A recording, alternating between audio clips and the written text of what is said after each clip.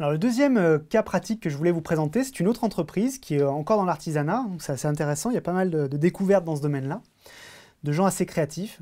Elle s'appelle Créa Fimo Gourmandise, c'est une créatrice de bijoux en fimo, hein, si vous connaissez un peu ce matériau.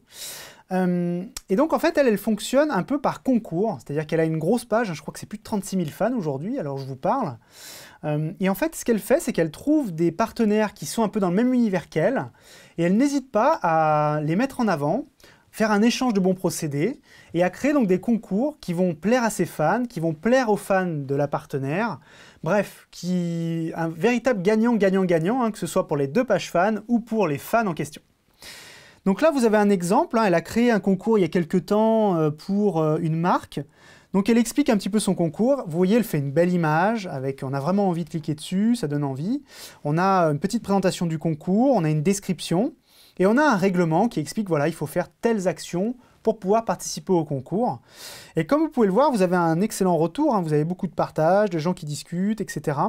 Vous avez quelque chose qui se crée en fait. Vous avez vraiment une relation qui arrive à être développée en fait avec les fans de la page en question, mais aussi avec vos fans que vous avez déjà.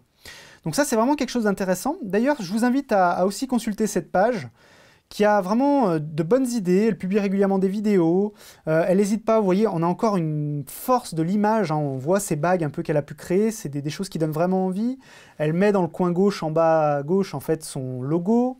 Elle a aussi utilisé quelque chose qui est assez rigolo, c'est que, un peu comme d'autres pages le font, elle a donné un nom en fait à ses fans, elle les appelle les gourmands ou les gourmandes. Voilà, toutes ces petites choses mises bout à bout font que vous avez vraiment une relation réelle qui est créée avec les fans et vous pouvez déployer du coup de belles choses sur votre page Facebook.